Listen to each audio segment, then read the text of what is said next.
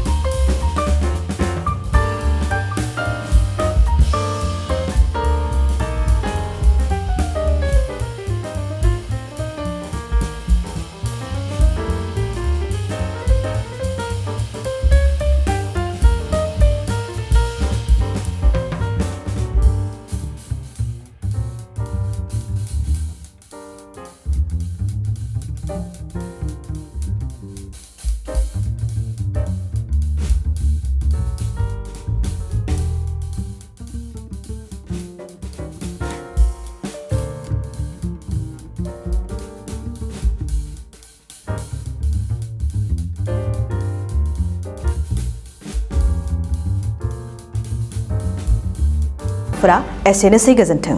गोजोनथाव खौरां। आसामाव थानाय बयनिख्रुइबो साबसिन सोलोंथाइ होग्रा मिरुफोरनि गेजेराव टेक बुस्टाराबो गंसे। क'क्राझार जिल्लानि सिङाव थानाय CST फिसारि मावख'नि साखाथियाव थानाय खारगावआव बे टेक बुस्टारा दङ। बेयाव बयनिख्रुइबो मोजांसिन सोलोंथाइ आरो नेम सोलिनाय गोग्गो थाखो खथानि सुबिदा दङ।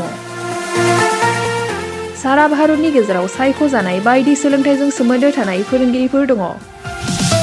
टेक बुस्टाराव प्रफेशनेल जार्नालिस्ट आरो टेकनिकेल कर्सफोरखौ होनाय जायो।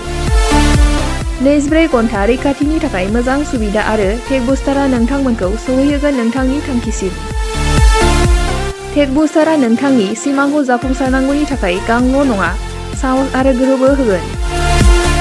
सोलोंथाइ लाखांनायनि उनाव 100% प्लेसमेन्टनि खाबु दङ। सोलोंनो गोसो गुदुं बिथांमोना 9395 695 095 जानबुं नम्बराव जगाजग खालामनो हागोन।